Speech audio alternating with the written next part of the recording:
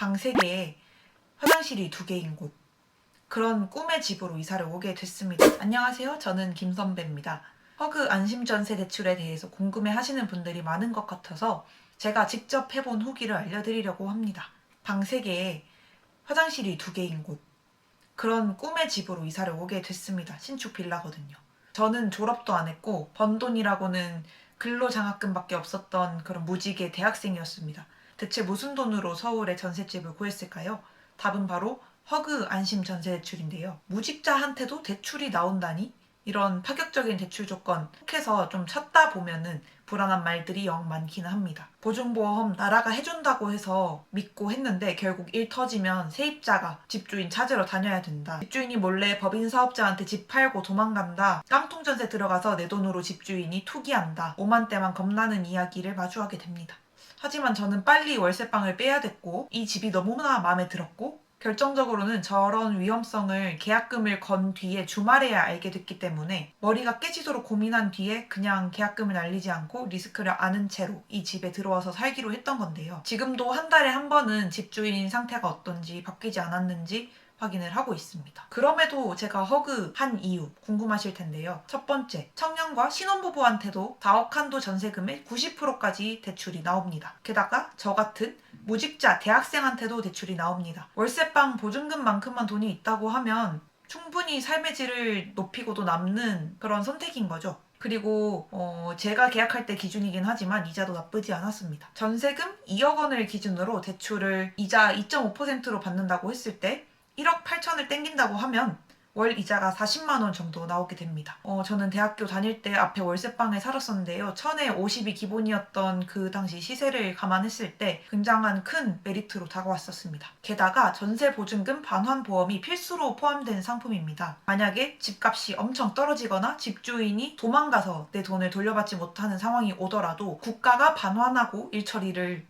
해주겠다는 건데요. 이거는 뭐 내용 증명을 세입자가 해야 한다 뭐 그런 식의 말들이 많기는 한데 리스크에 대해서는 뒷부분에서 조금 더 자세하게 다뤄볼게요. 허그 대출 조건은 어떻게 될까요? 대출 기준은 개인의 신용 등급도 어느 정도 보고요. 입주하는 집의 신용 상태를 봅니다. 저 같은 무소득자한테도 대출이 나오는 건 내 자본이 아니라 나중에 이 집이 이 대출을 갚을 수 있는 상태이느냐를 본다고 이해하시면 될 것 같아요. 자세한 대출 대상은 다음과 같습니다. 안심 전세대출 매물 별로 없던데 하시는 분들 많으실 거예요. 맞습니다. 까다로운 대출 조건을 맞춰야 하는 매물이기 때문인데요. 돌아다니면서 본 매물 중에는 2억에 가까운 반지하도 있었습니다. 그렇지만 발품을 팔게 되면 제가 만난 부동산 중개인 같은 분들을 만날 수 있으실 텐데요. 그렇습니다.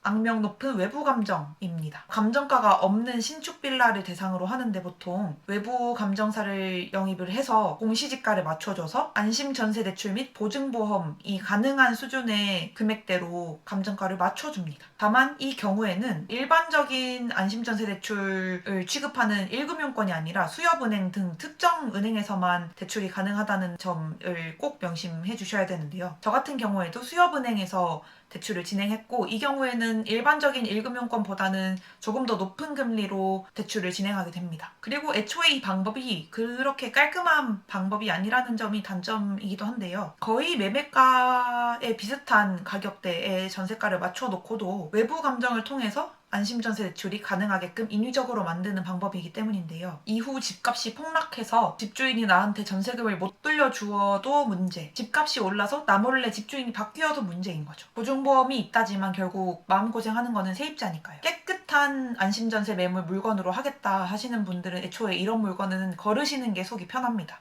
근데 그거 자체가 구하기가 되게 어려운 물건이라서 발품, 소품품 많이 파셔야 된다는 점을 유의하시고요. 외부 공시로 영업을 하는 중개사나 부동산이 어떤 식으로 영업을 하는지 조금 간단하게 설명을 드릴게요. 저 같은 경우에는 중개사님이 저한테 월 이자를 어느 정도 생각하고 있는지를 물어봤고 그 가격에 맞춰주겠다고 말씀을 하셨습니다. 부동산에서 현금 지원금을 줄 테니까 24개월 동안 대출 이자에 보태라고 합니다. 전세가를 매매가만큼 올려서 전세입자를 받는 거니까 그 돈으로 갭 투자를 하게 되면 돈 몇백만 원은 그냥 싼 투자로 치는 거죠. 그 매물의 공시지가가 얼마냐고 물어보세요. 외부 감정을 통해 진행을 할 거고 그럴 경우에 공시지가도 문제없고 대출도 문제없이 나온다.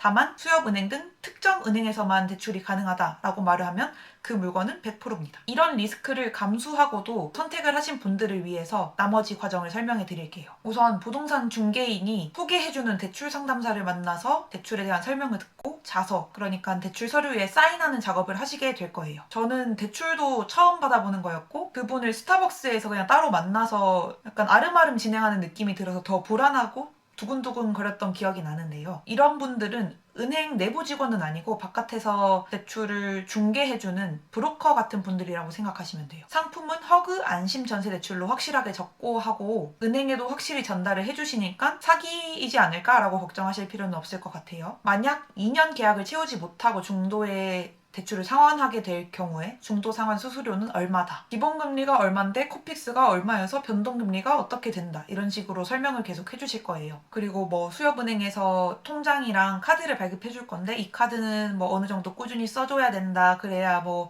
금리 반영에 유리하다, 이런 말들도 추가로 해주십니다. 계약서 원본은 은행에다가 제출을 해야 돼서 그날 가져가실 수는 없고요. 서류 작성한 지 일주일 정도 만에 승인이 났습니다. 여기까지 들으신 분들은 그래도 걱정이 이만저만이 아니실 거라고 생각해요. 사실 대출이 나온다고 해도 본질적인 문제가 해결되는 게 아니기 때문이에요. 저도 이런 방법이 소위 말하는 갭투자, 갭투기, 깡통전세 수법이라는 거 알고 나서는 이 대출을 취소해야 되나 어떻게 해야 되나 굉장히 고민이 많았는데 막상 좋은 집에 들어와서 살다 보니까 집이 주는 안정감이 참 크기는 하더라고요. 정기적으로 등기부 등본 같은 서류를 떼보면서 살펴보고 있고요. 어쨌든 여차저차 해서 집에 이사를 했고 손님들 맞이도 하고 그렇게 있다 보면은 계약서 원본과 신용카드 공봉돼서 올 겁니다. 그 당시에는 정신이 없어서 스쳐갔던 내용들도 다시 한번 꼼꼼히 봐주시고요. 지금은 계약 당시보다 금리가 많이 올라서 거의 3% 후반대, 4% 가까운 이자를 내고 살고 있는데요. 금리나 요구권은 대체 언제 쓸 수 있는 걸까요? 취업을 하거나 직장에서 승진을 하거나 그에 준하는 소득 증대를 증명하면 은행에 금리 인하를 요구할 수 있는 권리라고 합니다. 저는 마침 이 집에 들어온 그 다음날 합격을 통보받아서 시간이 어느 정도 지난 뒤에 이 금리 인하 요구권을 신청한 적이 있습니다.